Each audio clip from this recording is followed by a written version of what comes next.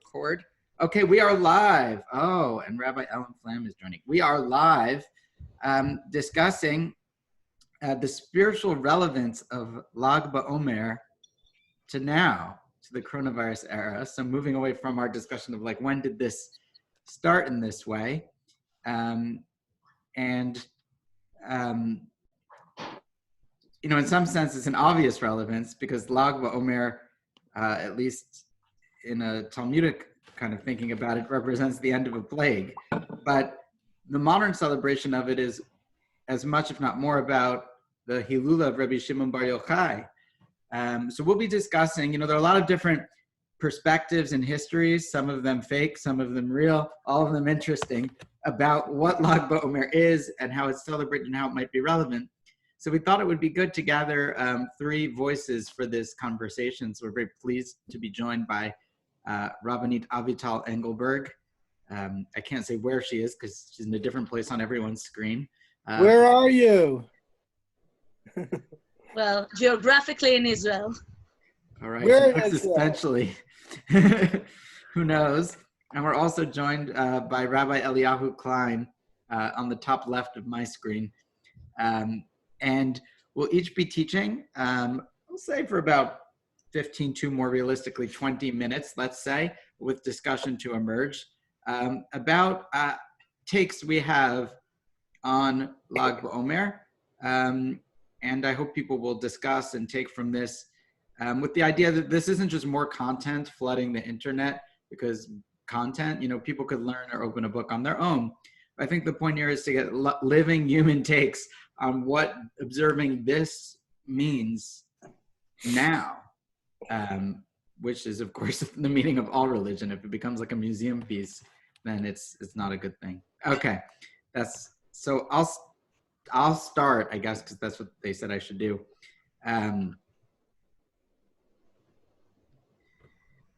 10:18. So I'm gonna stop no matter what I've said by 10:25.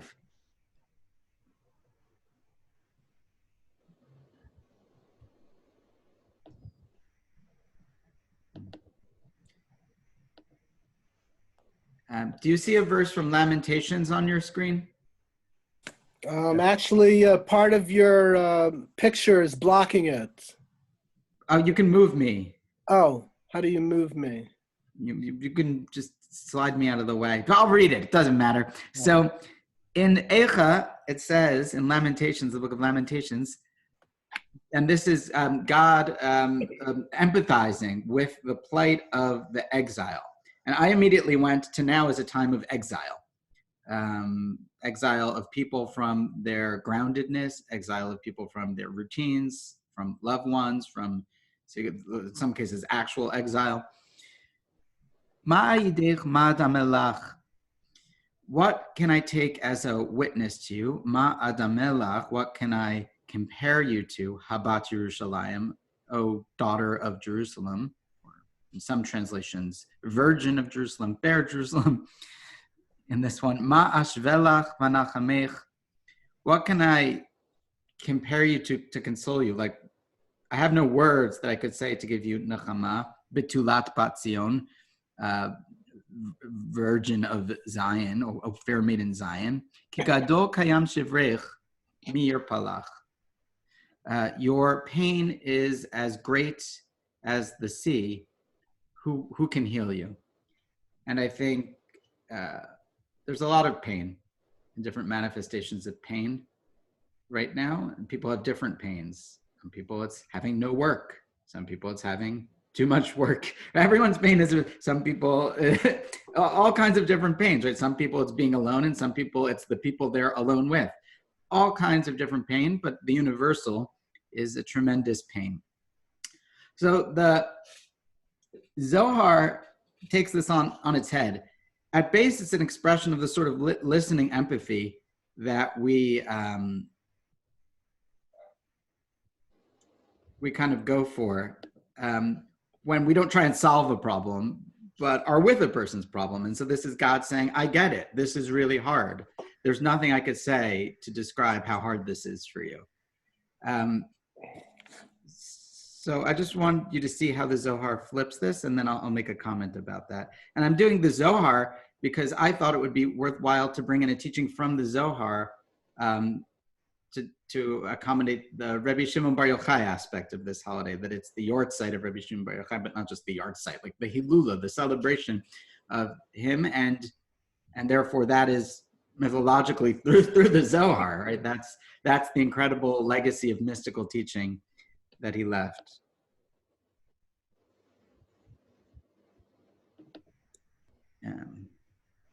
So okay, there we go. Wait, but that's not what I wanted. Sorry, I need to get better at the technology. Yeah, that's yours, but here. Good. So first, a preface. In this teaching of the Zohar, I'm not going to explain all of this Sfirot now, but Ma and me become these personalities, emanations of God, but also within of the human psyche, which become important. Me is Binah, is an upper manifestation. The question who, and it's how to describe Binah. Here understanding the idea of Chokhmah is an idea, and Binah, from God's perspective, is the place where the basic idea is fleshed out, analyzed, and the structure of all subsequent structure that would emerge gestates in Binah, I think is a fair description of it. All things that are going to come to be emanate out of Binah, sometimes called aim or ima, right? This is a maternal nurturing instinct. From our perspective, it's a place we can't fully understand. It's a place we can speak of, but only by question. Who? We can wonder about it deeply, but never fully understand the great structure, metaphysically, physically, any of it. So, okay, and then there's Ma in this teaching. Ma is what? Is Shekhinah, the daughter of Binah, as it were. Similar in many ways, also feminine. And Ma here is going to be Shekhinah, Malchut, earth, Jerusalem, Israel, people, embodied divine presence in real life. Okay, just work with it. So the Zohar says as follows. Concerning this mystery, the mystery we're talking about here is pain and suffering. So I thought we would do a teaching about pain and suffering today. What can I take as a witness to you? What can I compare you to? This is the verse. So they tell a story. When the Holy Temple was destroyed, a voice cried out, what can I take as a witness to you? What can I compare you to? So they flip it. Instead of a question, like what could I say? It's what? I take what as a witness to you? I take the Shekhinah. The Shekhinah is a witness to your suffering. God embodied, immanent in our world, is suffering through you, is experiencing your pain to the extent that you are an emanation of a divine being. God is with you in the pain that you are experiencing. Every single day I have called witnesses against you since days of old, as is written. I call heaven and earth. The key here is earth, which is a code for Shekhinah, for immanent divinity in our world, to witness against you this day. I compare you to what? Precisely. That's it. Ma Adam Elach? Exactly. Ma Adam Elach. The Shekhinah has it bad too. So even though the first part of it was kind of in the thought, the plain meaning is God saying, who could describe your pain? But actually, I know your pain, just like you know your pain, is the flip. I'm there with you. I crowned you with holy crowns, gave you dominion over the world. So there's a flip side of that, which is that if God is experiencing our pain, we are acting out divinity. We are messengers. Partners is maybe one way to look at it, but maybe there's a deeper, tangible manifestations of things that happen.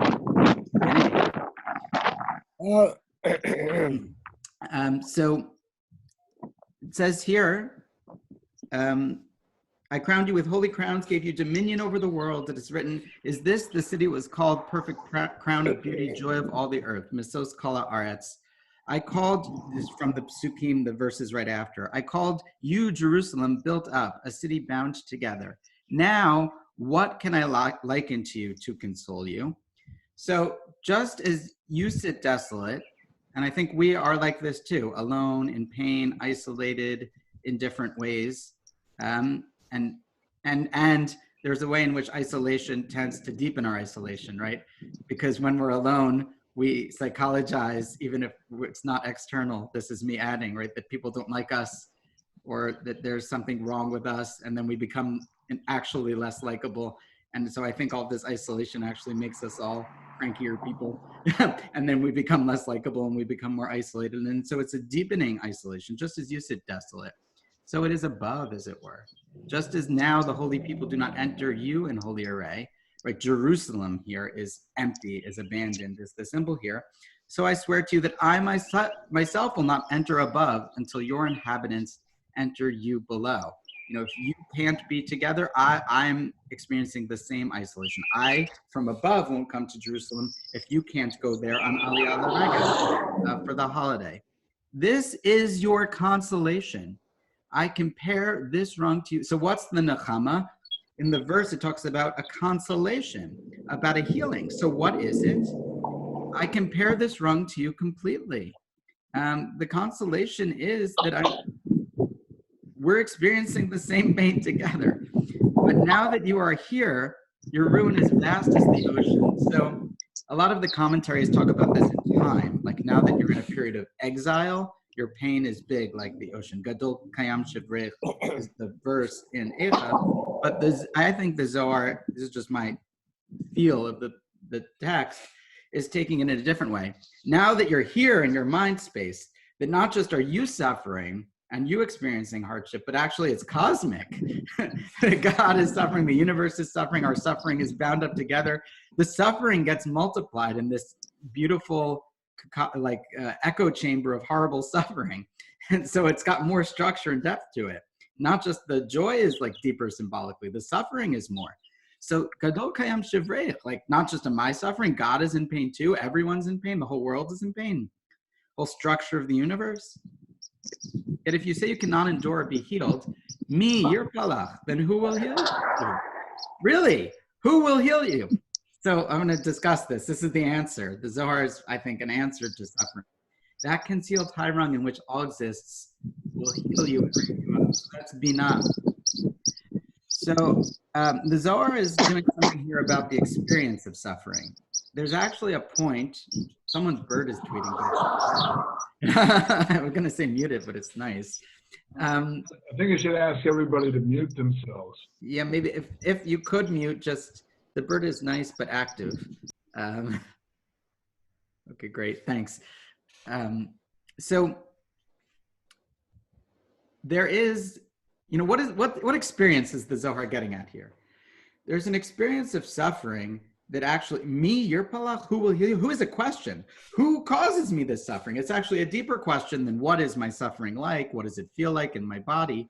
Who is the cause of the suffering is a why question. It's a question of causation. And people blame people and want to blame people for suffering. But actually the experience of suffering and of pain is an experience of Shekhinah. And so the Zohar is asking us to lean into the suffering. And there's a point of exasperation or exhaustion that can actually bleed into, I think, this lessening of a sense of self and actually can jump, as it were, to this place of deep connection with all other things.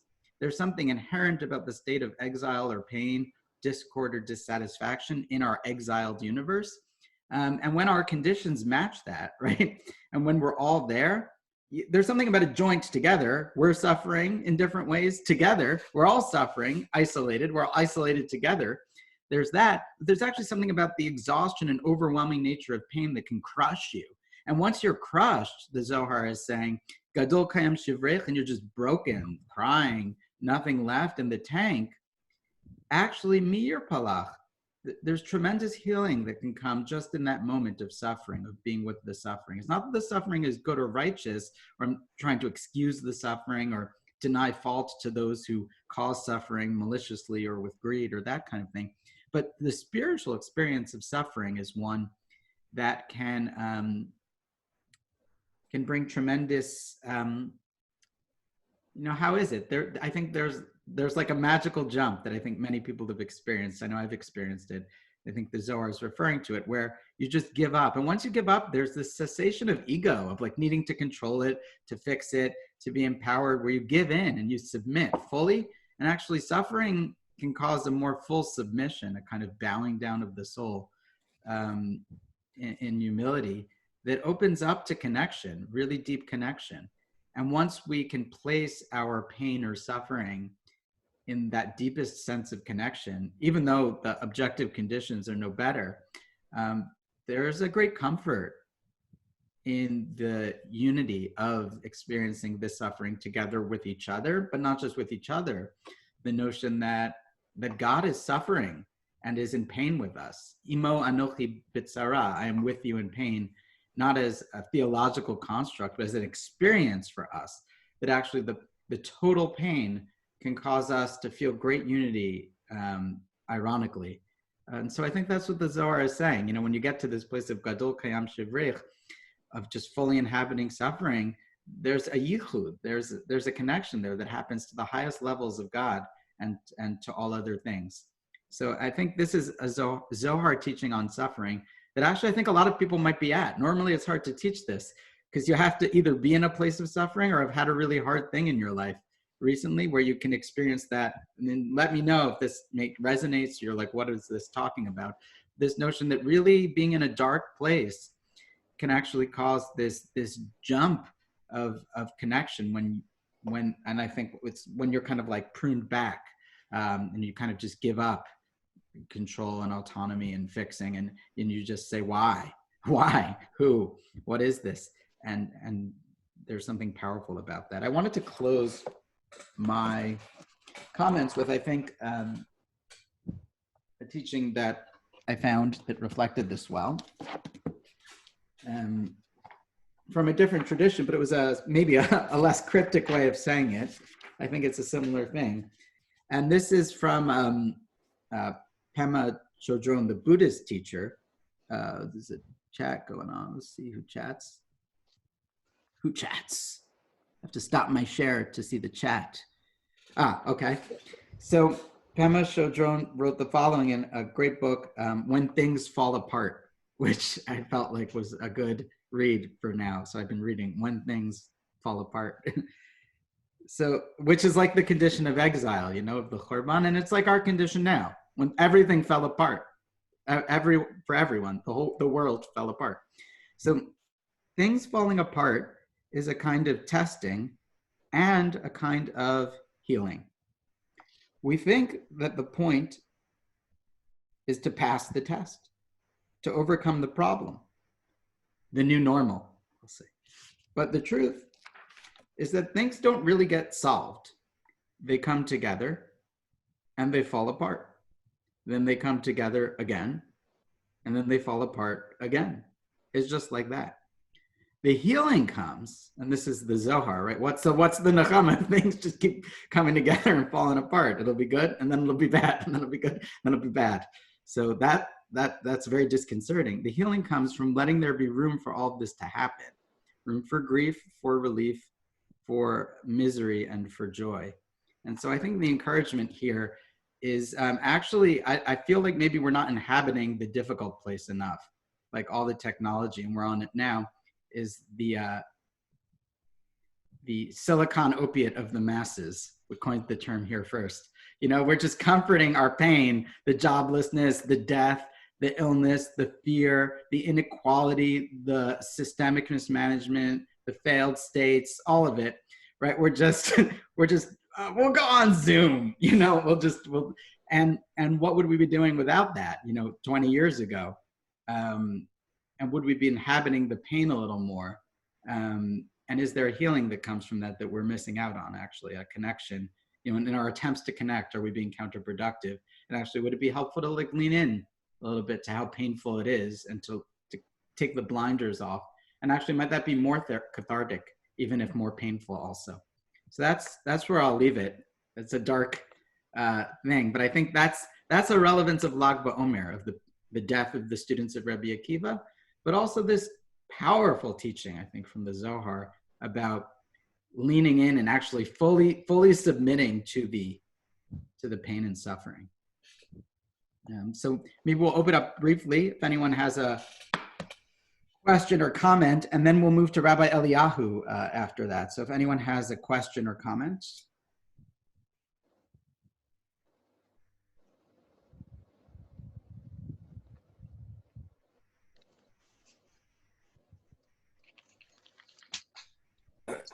Yes, I was wondering, you quoted a Buddhist source I did, yeah. for pain.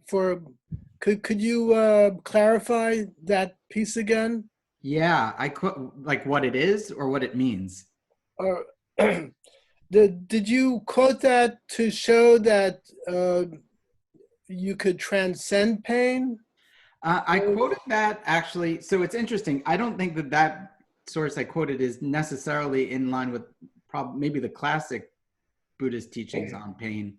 I mean, it is, but I quoted it for the encouragement that healing comes from letting there be room for the pain.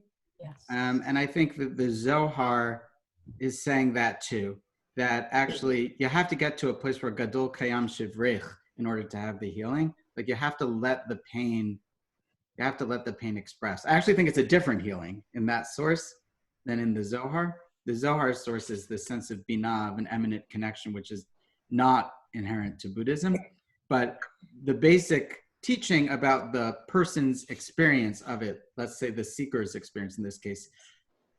I think Pema Chodron and Shimon Bar Yochai would posit different healings, but they would posit that the healing comes from the same process, which is that you've got to let the pain in.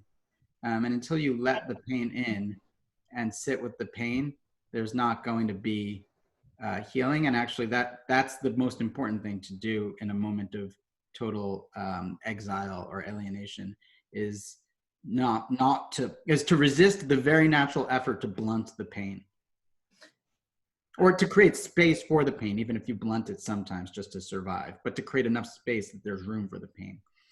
Yeah, I want to acknowledge, and I do have to go, as I had said at the onset, but that it comes and it goes. That's the thing about pain and suffering is that it's not a like, okay, now I've expressed it and now it's done and now I can move to the next place of it. It's especially during this time we can see that it comes and it goes, and our behavior responds to it, our feelings and everything, and it's not a straight line. That's a clear thing. And yeah, I mean, and I'll even make it tangible, right? Like there are some nights where like I'm like in a bad place and I try and distract myself, like let me watch a TV show or like have a cup of tea or some whiskey, or like, but I'm taking it and I'm feeling the pain, and then I'm like, well, how can I mitigate this pain? And that's okay sometimes. And then sometimes it's fine. The beautiful weather, I'm with my family. And then sometimes the pain comes, and are we creating ever the space where we say, what does this feel like? Let me just cry. mm-hmm. Kind of like Rabbi Nachman's Hisbodedus, right? Of creating a place, not just, for him, that Hisbodedus is a place to demarcate. There's time each day where I'm going to express pain, and just let it even grow by expressing it. Rabbi Flam. Thank you. I was going to say there's almost a double whammy to what you're saying. So we can experience the pain, but then there's often the sense of the aloneness we have in experiencing that pain. So the challenge is, how do you find relationships, partnerships, communities that can tolerate people expressing their pain? My experience is that usually we want to run away from it, or we're not particularly open to those experiences. And I think it's a real challenge. I think it's not only, and I think it's heightened by this isolation that we're all living in now, that we're both feeling this pain, and there's no place where you can get a hug from someone or even a really good smile. And certainly I don't see Zoom as an opiate of at this time. To me, it actually only heightens it's convenient and it's useful, but it really heightens the isolation, because there's not an intimacy often in this kind of communication, for me at least. Cool. All right. So with that, we'll. I'm with. I hear that very much. I just wanted to say I hear that. So now we'll switch to Rabbi Eliahu's teaching, take number 2, as it were, on the spiritual relevance of Lag Baomer now. Okay. I'll put this I've up. scanned in the sheets that I'm going to be teaching from, but I'm not going to be translating literally. I'm just going to give you the gist. And since you talked about suffering, there are a number of questions I wanted answered. I don't know how much time, but the questions that I wanted to answer is, why is there a custom to light many candles and bonfires on Lag Baomer? Why do teachers teach their students to shoot bows and arrows on Lag Baomer? Why is there a custom to build giant bonfires? And why is there such an insistence on these giant gatherings in Meron? Up to, sometimes it's been up to 50,000 people that have gathered. But I wanted to take a different take. Can you see me? Because I can't see myself. Oh. Yeah, we can all see you. Oh, okay, Barry is muted. Okay, you can see me. We can see you. Yeah. All right, so I'd like to share a teaching of Reb Noach Berzhovsky, who's also called by his sefers, called Netivot Shalom, the pathways to peace. And he asks a question, well, what is so important about Reb Shimon Bar Yochai that we turn his death into the greatest outside gathering in the Jewish liturgical year? Maybe I think Tisha B'Av, there may be more people, but I think this is a gathering that people of all walks of life show up in Meron, and I've been there at least one time, and it was a fantastic, it was almost like a hippie gathering experience of all the beggars and schleppers and holy people all gathering together and dancing in front of bonfires. It was quite moving. In my research, I just wanted to point out that as far as the origin of Lag Baomer, someone on one of these online sites quotes Josephus, and that Josephus records that the first Lag Baomer was the first victory of Bar Kokhba against the Romans. And that is the beginning of the celebration of Lag Baomer, even though they were all massacred by the Romans, but Lag Baomer was the first victory. And I never heard that, and I think that's something to think about, that the origins of Lag Baomer is our rebellion against Rome, even though it was unsuccessful. We're still celebrating it. Anyways, so I'm going to call the Noach Berzhovsky the Nitivot. So why is Reb Shimon Bar Yochai so important? He begins his essay by quoting the Zohar in the Idra Rabbah, the final courtyard. These are the final moments of Rashbi and his students. When all the holy friends entered the chamber to be with Rabbi Shimon, they heard heavenly voices enter with them, and their knees knocked this one to that one. Rabbi Shimon was joyous and began quoting verses of the Navi of Habakkuk. And Habakkuk says, "O Lord, I have heard you, and I tremble before your renown." Rabbi Shimon responded to Habakkuk, and he says, there, in the time of Habakkuk, it was appropriate to tremble in fear. However, in this place, in the final gathering of the Zohar community, I am in a total state of love. As it is written in the Torah, and you shall love the Lord your God. As it is written, from the love God has for you. And lastly, another verse, I love you, says the Lord.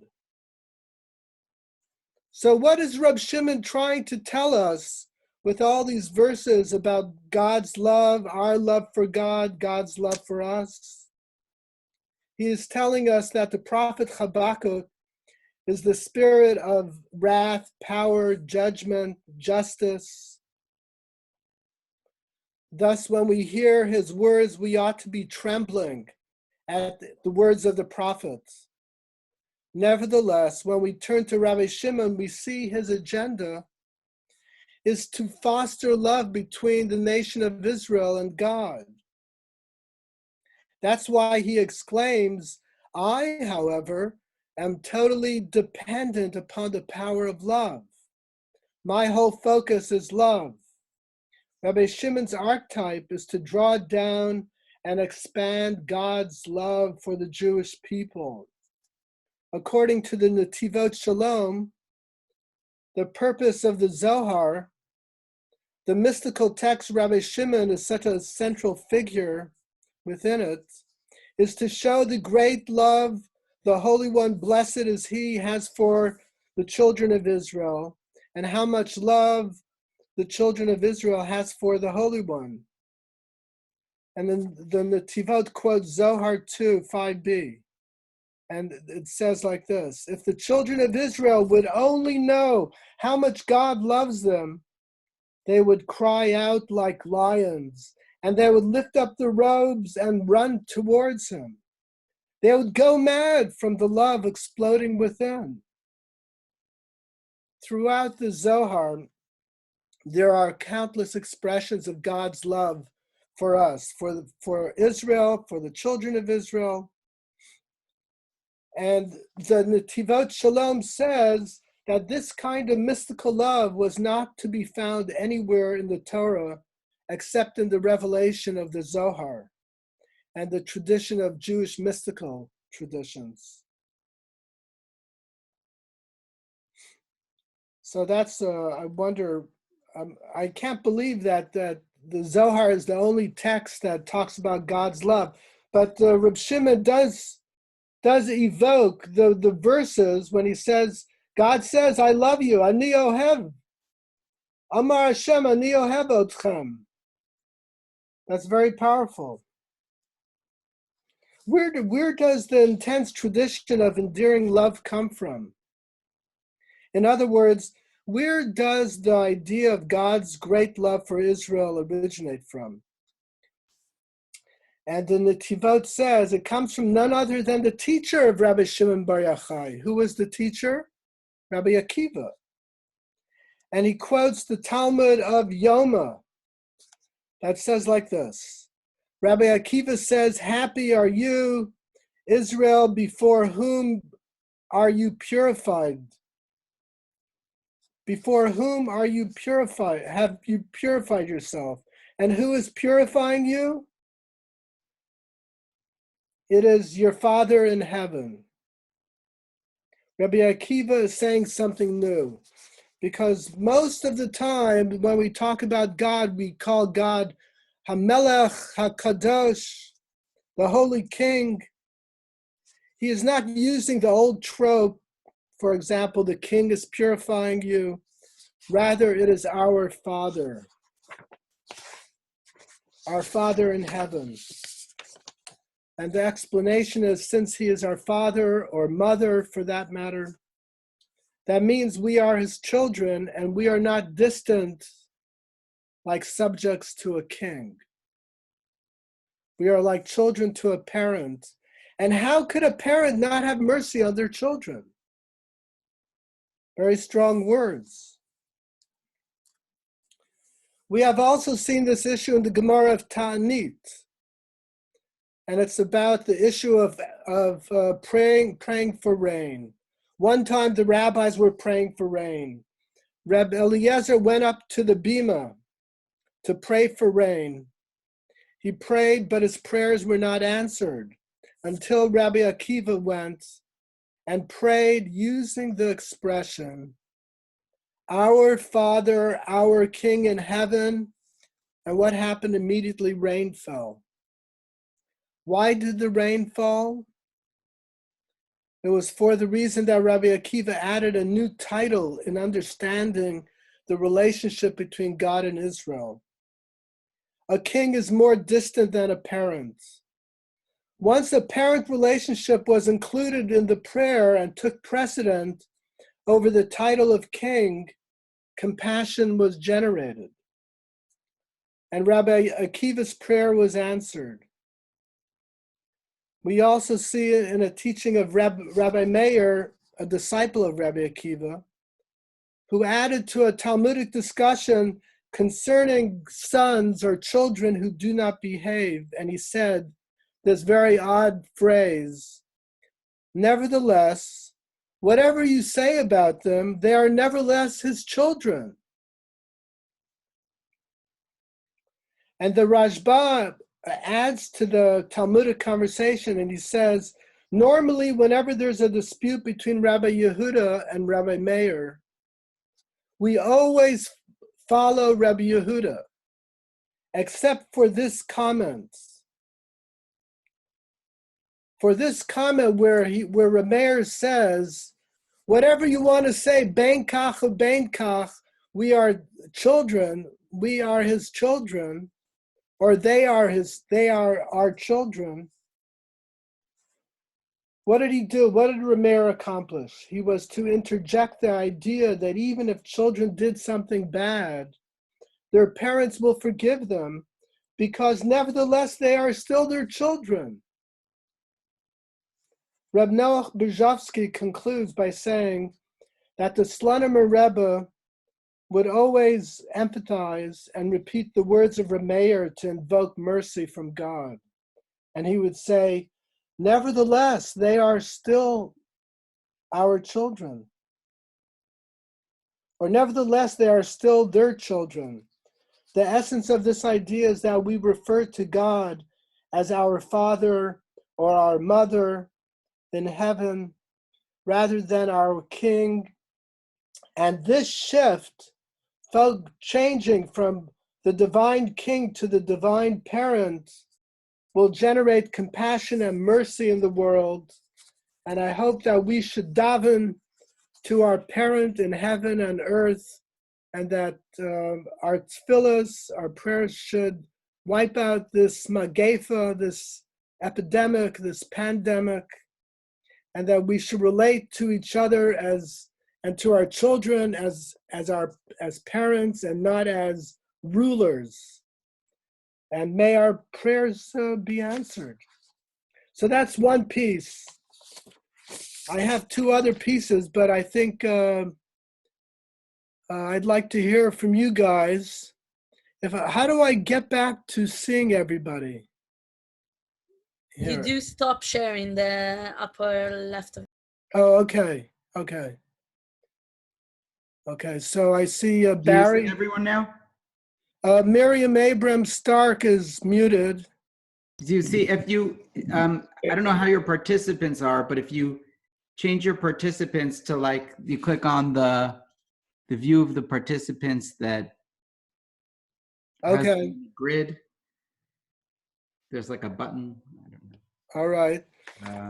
So that's one piece, but let me just say the other questions, and then if you want me to continue, I could do that. Otherwise, I'd like to hear from you. Why is there a custom to light many candles on Lag Baomer? Oh yeah, I said this in the beginning. Okay. So what do you think? What do you think of these ideas? No, you want me to go on? Yeah? Still reflecting, but if you want to go on, that's great. I'm still taking it in personally. Okay, this is a teaching from the Bnei Yissaschar. This was a Hasidic master, very popular work in Europe, in Poland and Hungary and Romania. It's basically a work by a Rabbi named Tzvi Elimelech of Dinov, a 19th century Hasidic master. He was a student of Naftali of Rupshitz, very popular Rebbe. And he's going to answer, why do we light, so I guess we light bonfires and candles. The candles are anytime you visit the tomb of a tzaddik or a great rabbi or rebbitzin, you light candles at their grave and you pray there. And on Lag Baomer, it's just fires, candles, and bonfires everywhere. Also, you have to know that Lag Baomer, people don't just go to Rabbi Shimon Bar Yochai. There are many famous sages of the Talmud that people make pilgrimages to, such as Hillel and Shammai and Rabbi Akiva and Rabbi Yochanan Hassandler. All famous Talmudic personalities are in that region of Meron. So I remember going to these tombs, and unfortunately, many of the tombs were completely trashed by people who came there. Trashed with the soot, the black soot of candles were just all over the tomb, and people have junk. I was very disappointed until I came to the tomb of Beit Shammai. Is in Meron, the tomb of Beit Shammai. It's a tomb of 12 graves in a cave. And nobody goes there, so it was very clean and very peaceful, very meditative. If you ever go to Israel, go to the tomb of Beit Shammai. It's very beautiful. All right. So,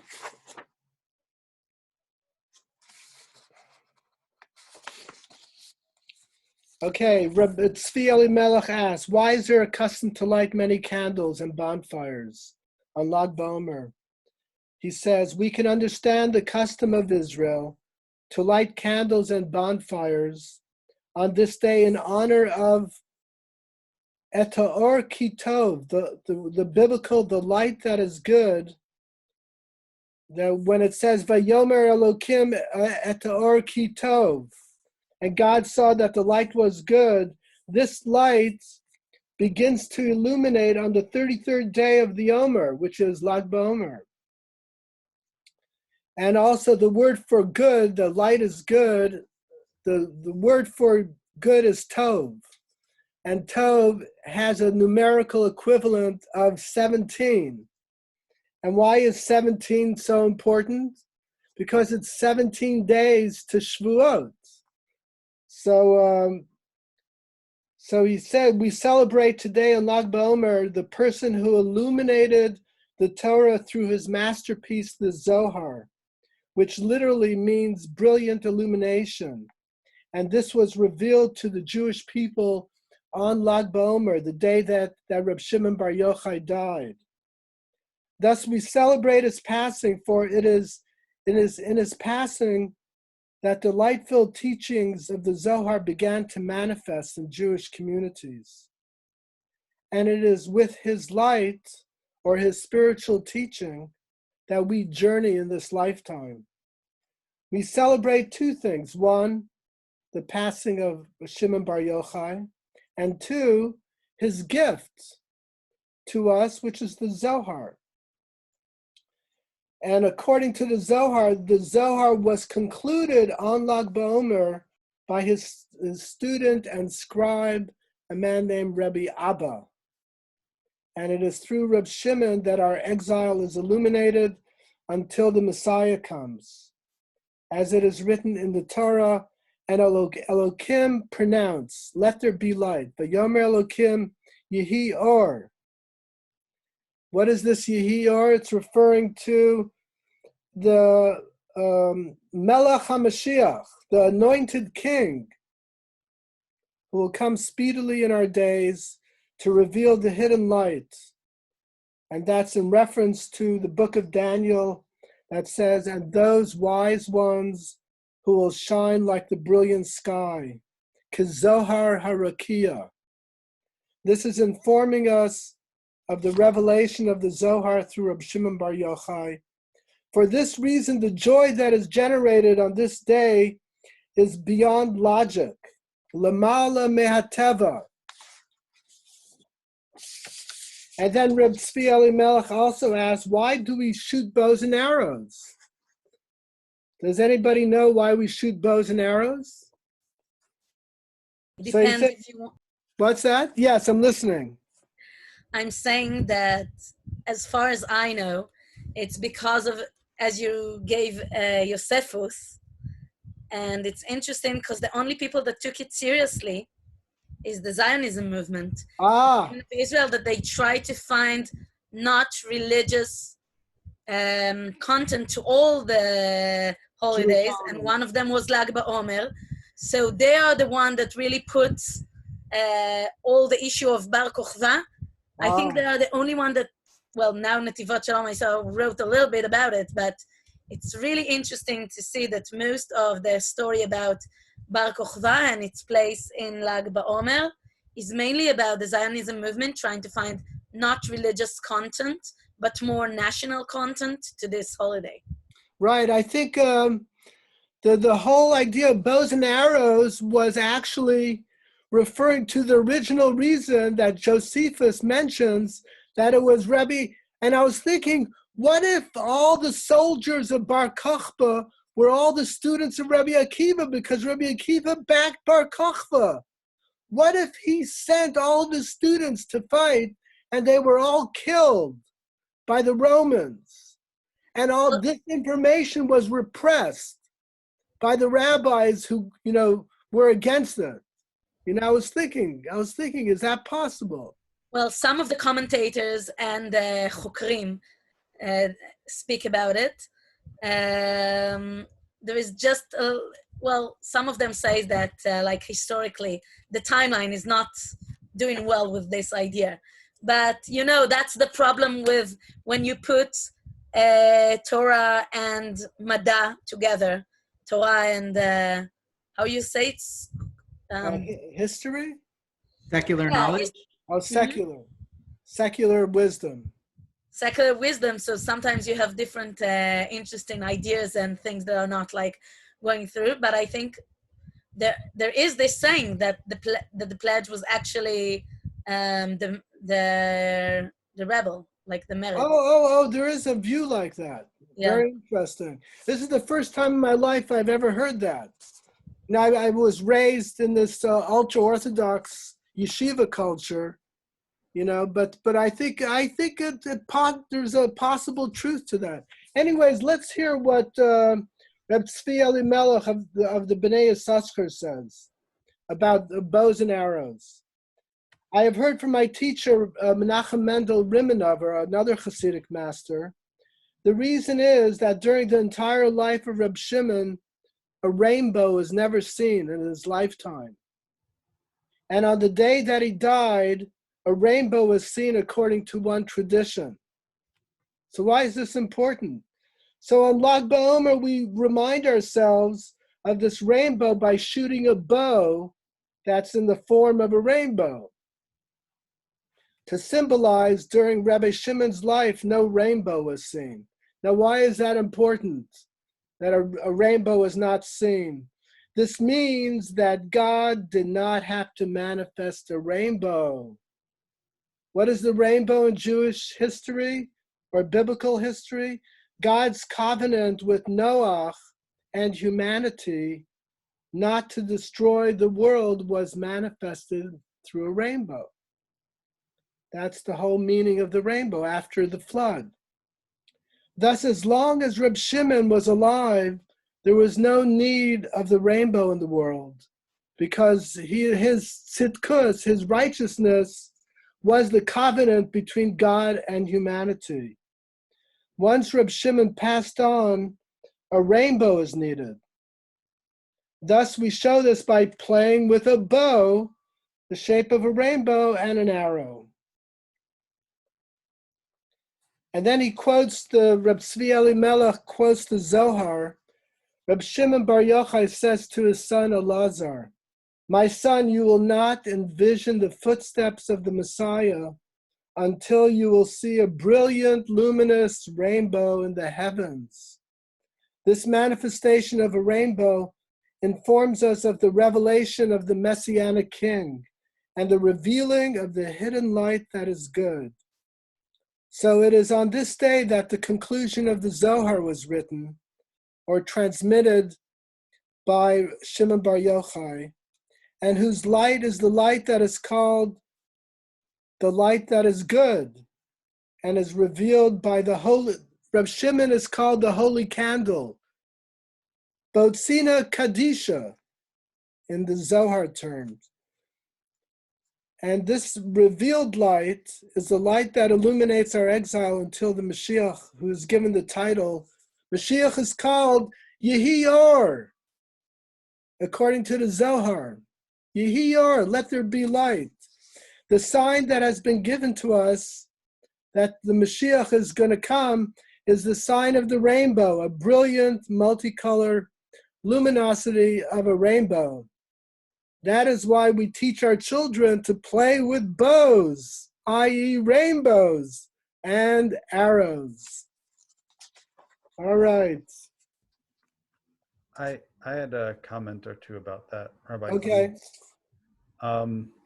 So I just last night I was reading about Lag Baomer because I have a personal minhag to read about Lag Baomer to try to figure out what I'm supposed to do to celebrate it, because of all of the holidays I at least know what I'm supposed to do for it. And I last night was the first time I read about the Bar Kochba connection. Baomer. And I actually read that there's a few parts of IDF history, the Israeli Defense Forces. They might have been founded on Lag Baomer or something else. There's a few going back to what Rabbanit Avital said about the Zionists feeling a connection to Lag Baomer. There's some like military anniversaries that are connected to Lag Baomer. But I guess my question is, when we're not in Israel, so we can't go to Meron, what I mean, this is really a question for all of the rabbis, but on this call. But what's are we supposed to be, doing to celebrate Lag Baomer? So I was looking at some Hasidic works, the customs of different rebbes in Europe, and it seemed that there were certain rebbes of different Hasidic groups would go to very famous Hasidic masters on Lag Baomer, and they would say that, for example, there was a rebbe named the Ziditchiver or the Beditchever, and they would go and they would say the rebbes, the Hasidim would ask the rebbe, "How come you go to this rebbe on Lag Baomer?" And they would say, "Well, because he was as holy as Shimon Bar Yochai, therefore I go to him on Lag Baomer." So I would think that whichever Jewish spiritual leader who's no longer with us, I think it would be good to make a pilgrimage to his Sion, his tomb. So I'm sure, let's say, like Chabad Hasidim, they'll go to the Lubavitcher Rebbe, or maybe other people. I think that's the custom. And matter of fact, like I said earlier, the hills of Meron are littered with many famous tombs. Like Yochanan HaSandler is a very popular. Rameir Baal Hanes is very popular. Hillel Shammai, Reb Meir. These are, so they don't just go to Reb Shimon Bar Yochai, but maybe he's the beginning of the pilgrimage, and then they travel all around the hills of the northern Galilee to visit all the tombs. That's a custom that's been going on since the time of the Talmud. Someone quoted the Talmud that said any time Tana or Amora died, all the Talmidim would go to their tomb as on a pilgrimage. So that's one thing you can do. Or you could celebrate by studying the Zohar, like Rabbi Dolinger began the session. Well, I have to say, well, again, I'm sorry I'm putting today the historical lenses. I know, I like it. I appreciate that. I really like this. At the beginning, what is it? The beginning, I'm not sure. But Lag BaOmer wasn't the Hilulah of Rashbi all over the years. Actually, the bonfire and cut the hair for kids at the age of 3, that's two of the most important things that happens in Meron. Right. Were actually Shimon Tzaddik in Jerusalem. That was the place that people did it. But when in 48 you couldn't go there anymore, not 48. The east side of Jerusalem, they moved it somehow to Rabbi Shimon Bar Yochai. And also I don't know how it's out of Israel, but the main custom in Israel, it's actually only the bonfire. Like, there are really few people that go to Rashbi that we are not sure that that's actually the day of his yortzeit. Maybe it's the Hilulah because of that's the time that he got his Rabbi, his Samicha. Like, there are questions because, as I said, it's right, good to have this holiday as the holiday of the unknown, because actually the roots of Lag BaOmer are really unknown. Wow. Actually, there is a book from the 12th century, I checked it again, that speaks about Lag BaOmer, and that's the first place. It's about minhagim of weddings. Right, that you could have a wedding in the middle of the Omer on Lag BaOmer. Yeah. Right. But I think it was Reb Chaim Vital who set the tradition that Shimon Bar Yochai died on Lag BaOmer. Yeah. I think it came. Again, it's a late tradition. Yeah. I don't know if this is true, because this is also something else I read for the first time on that website I saw last night. But I read that only Ashkenazim celebrate Lag BaOmer, and that the Sfaradim celebrate Lad BaOmer. Oh. So there's not even an agreement on the right day to be. Because we have a problem that they say that the students of Rabbi Akiva stopped dying in Pros HaAtzeret. Pros HaAtzeret, it means at the middle of the time of the counting the Omer. And the middle is not 33. So what is the middle? I don't follow you. 7 weeks. Yeah. So how many days we have? Oh, the middle is 7 weeks, so you have 3.5. 3.5 weeks are, I'm not good in math. 30 and we have sources that speak about Lamed Daled. I never heard, again, it's not going, we have so many customs about the reasoning to Lag BaOmer, and one of the first things that they taught me when I started to learn Gemara, that if the Gemara bring more than 2 reasons to something, it means that no one's know actually what's the reason. So they are just put in everything just in case that we'll have tons of reasons. So Lag BaOmer have antiquity. I appreciate that. That sounds pretty true. So Lag BaOmer is when you see all the written about the fire, those are beautiful midrashim, but the sincere answer that we just have this holiday.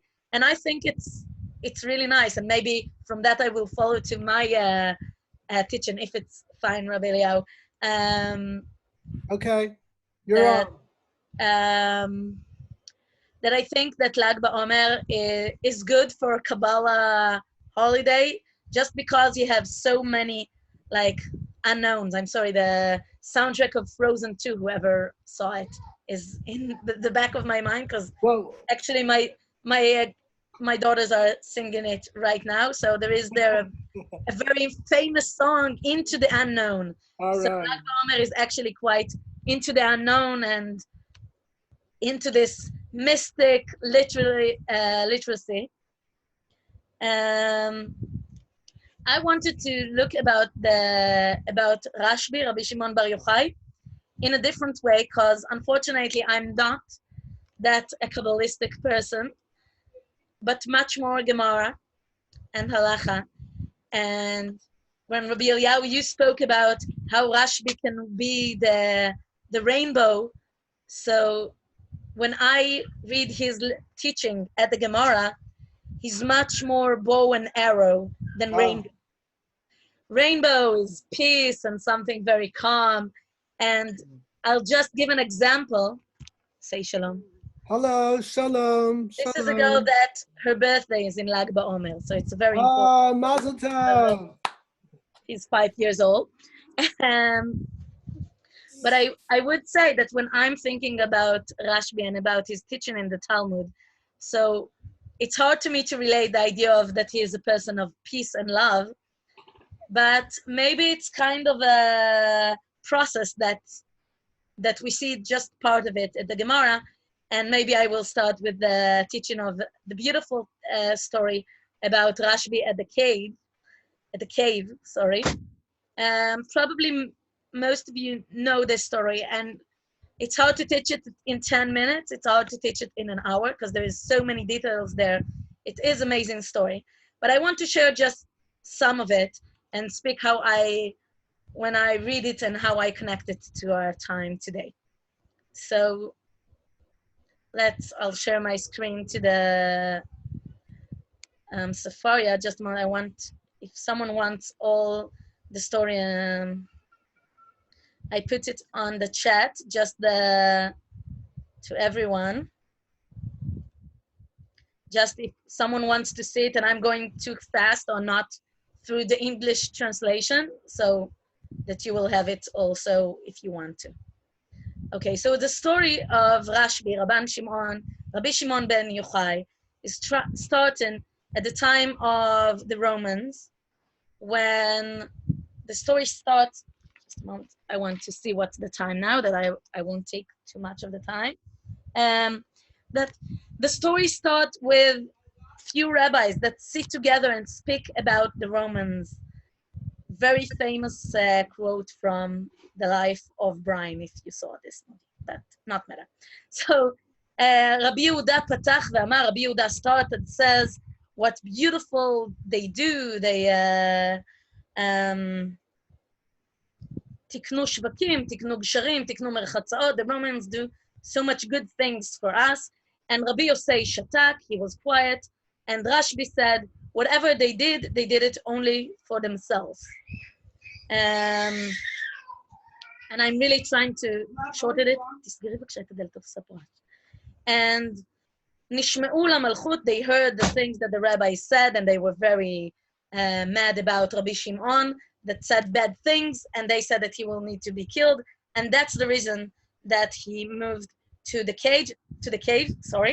At the beginning, he went to hide at the Bet Midrash, a very Jewish thing to do, not so wise, because if people look for you, probably they will look at the synagogue or at the Bet Midrash. So at the beginning, he's there, and his wife giving him things, food and water. But then, Kitakif Gizerata, that he understand that seriously they are looking for him to kill him. He said to his son, because he went with his son. I forgot that. Nashim da'atan kala. Let's see how Sefaria translated. That I will be as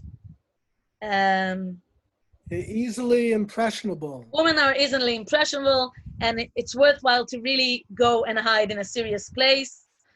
Dilma metzari lan umegaleila lan. Maybe they will torture my wife, and then she will tell where I am. And then he went to the cave. That's the beginning of the story. And then they are there for 12 years. They have this miracle that they have the charuv. Charuv is a carob, a carob tree was created for them, as well as a spring of water. And they have this mystical event of 12 years in the cave that they don't need to worry because they have food and water, because they had a miracle that they have a cave tree and a spring of water.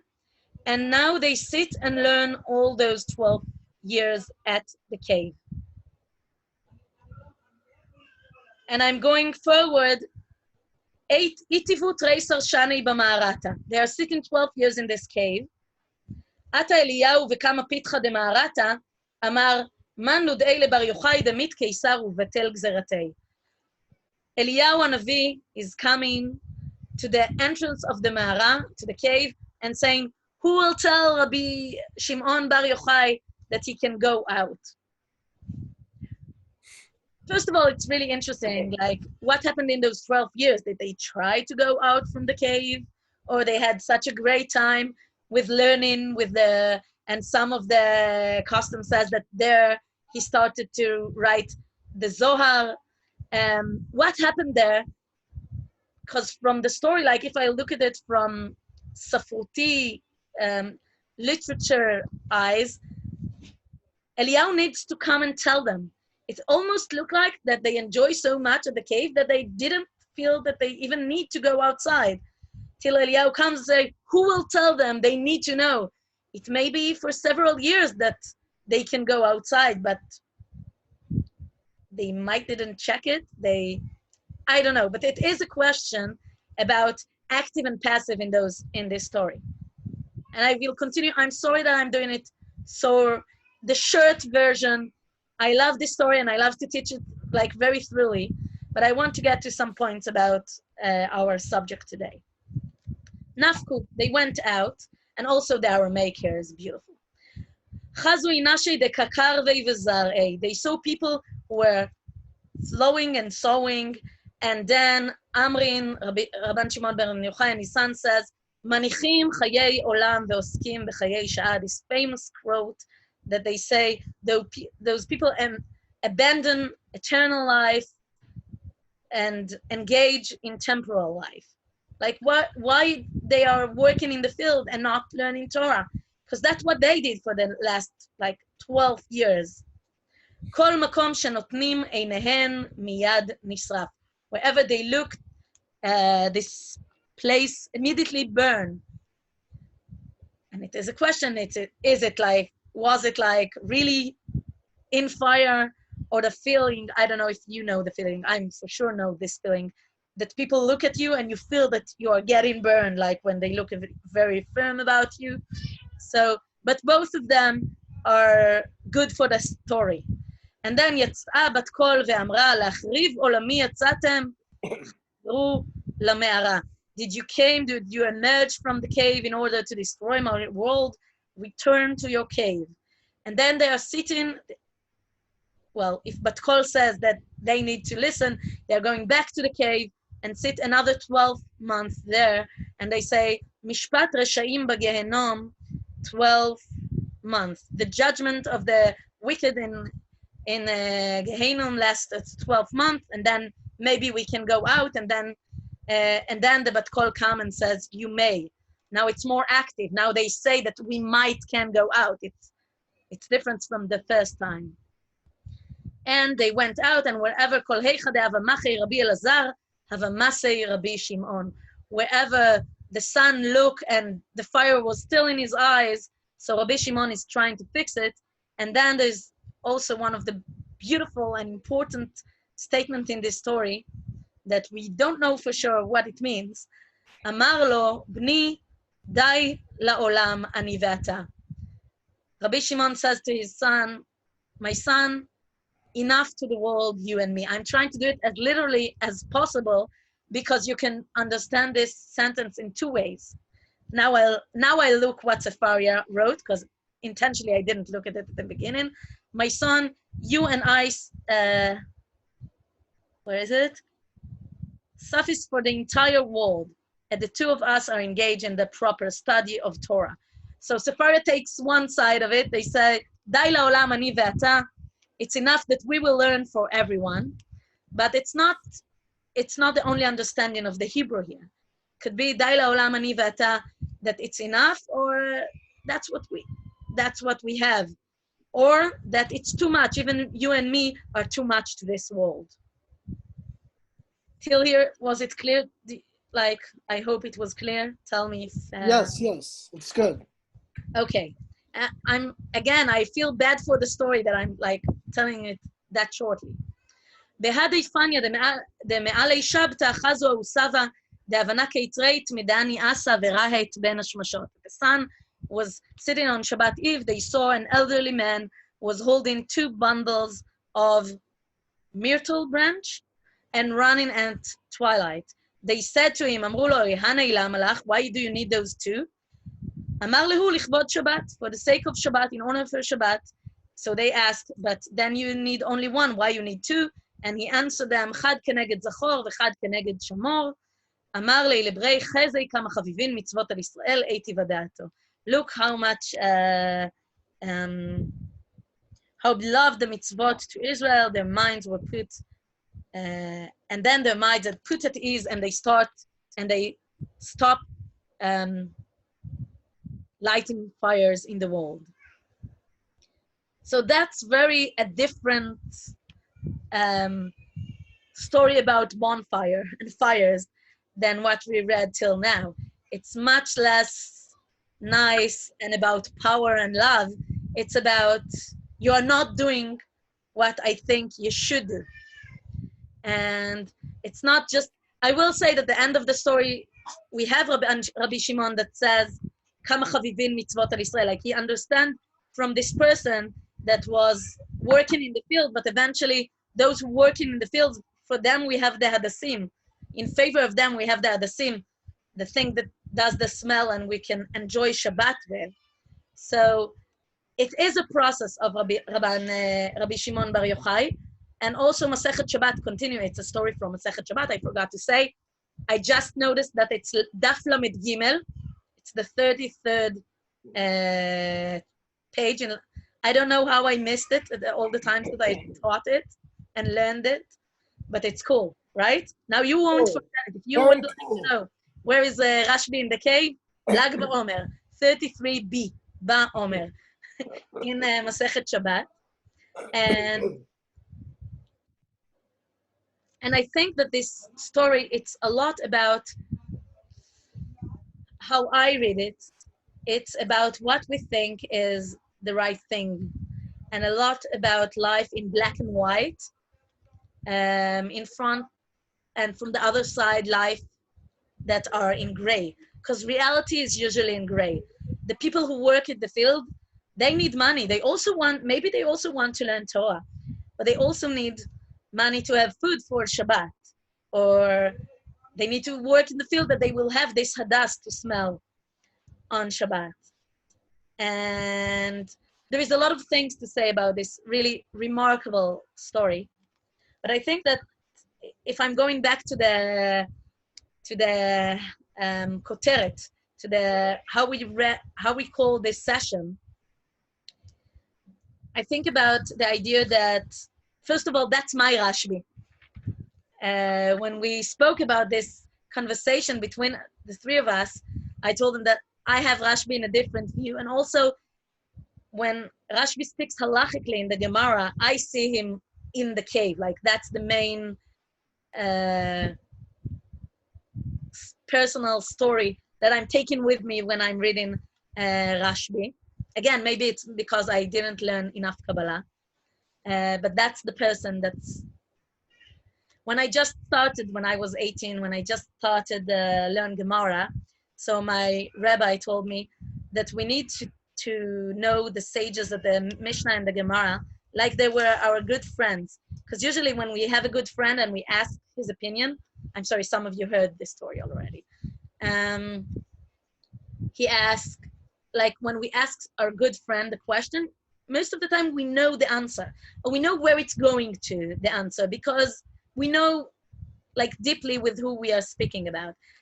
So all the stories in the Talmud and the sages like the Tanaim and Amoraim, the stories are meaningful because they tell us who is the character, and to understand more thoroughly their identity. And when I'm taking this story to the situation that we have now, of a lot of us, like 2 months, right? It's almost 2 months already. Unbelievable. We are in kind of a cave, not going out, not in connection. Well, I don't know what about you. I don't have charuv and the spring outside of my house. You have Amazon.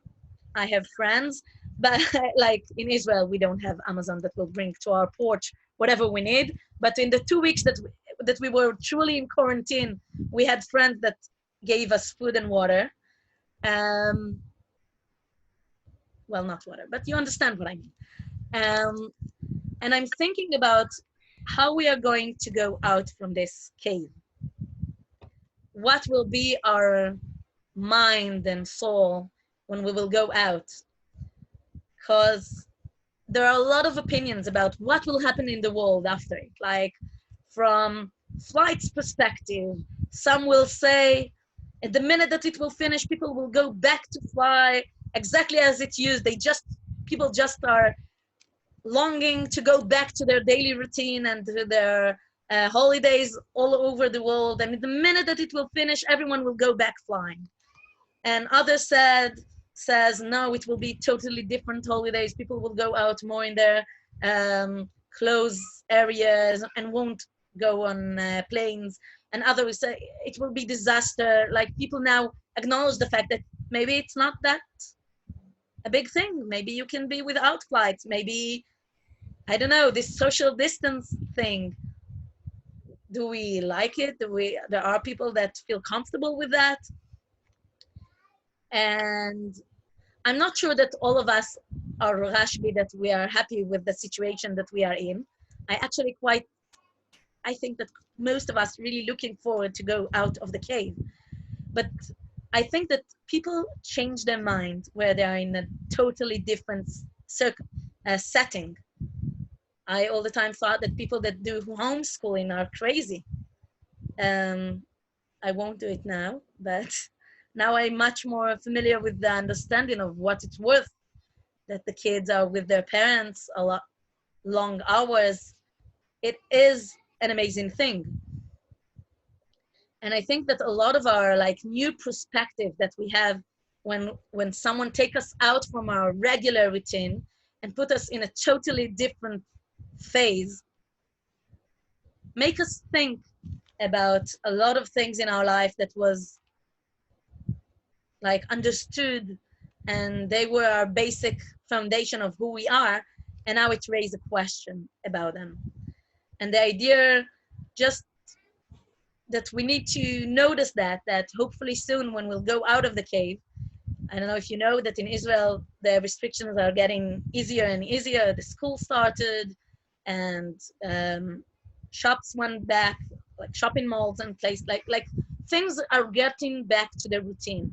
And the question is, when we are approaching to going out of the cave, after we had this trauma, this certain phase, is what we are taking from it, what we are taking at the good sense of it, of going out and saying, wow, we learned so much things about ourselves, about our family, about the people that we spend not so time usually, but now we spend a lot of time with the people in our family.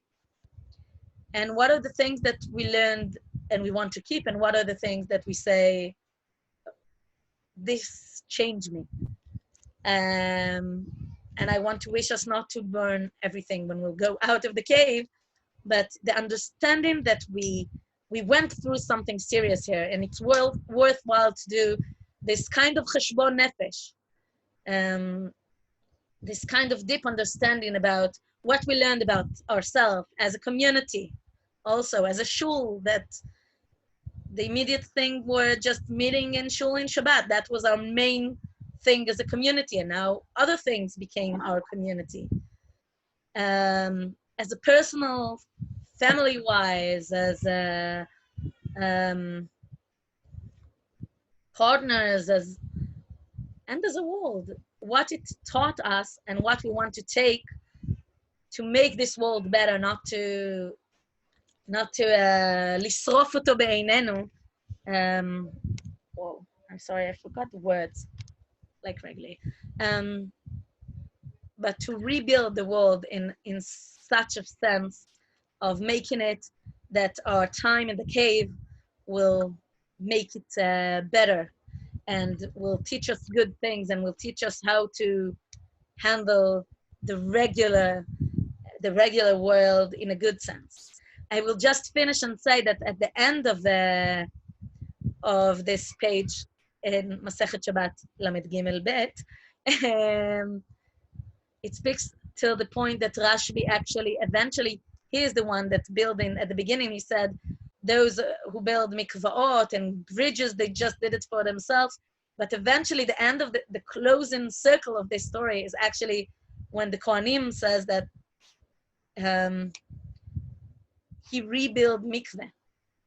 Like he himself, the one that wanted to throw everything out, he is the one that built the most physical batei merchatzaot, house of bath for the Kohanim. So it's really interesting to see all of this story, the beginning and the close, and the process that he is going through, and think about the process that we are going through in those hard times, and to think about the way that how we want to go out, and how we want to take this knowledge that we got to make this world better, to make our community better, to make ourselves better. Amen. Amen. Shukach, all the rabbis. So I wanted to thank you all for joining, and we also have a bunch of viewers on Facebook who are watching this live. So to our Facebook people who we don't see you here, but I see you on the Facebook live share, thank you also for joining us. This will be posted on our YouTube channel if you want to refer back to this. So you go to Congregation Beth Shalom and YouTube. But I wanted to thank Rabbi Klein, Rabbanit Engelberg, and all of you for joining, for really reflecting, taking time to reflect on Lag BaOmer in, I think, 3 very different ways about Lag BaOmer now. And so with that, wish everyone a good rest of the day and the Omer. Keep counting. Bar Yochai, Bar Yochai, Bar Yochai, Bar Yochai, la la la la la la la, Bar Yochai, Bar Yochai, Bar Yochai, Bar Yochai, bum bum bum bum. A good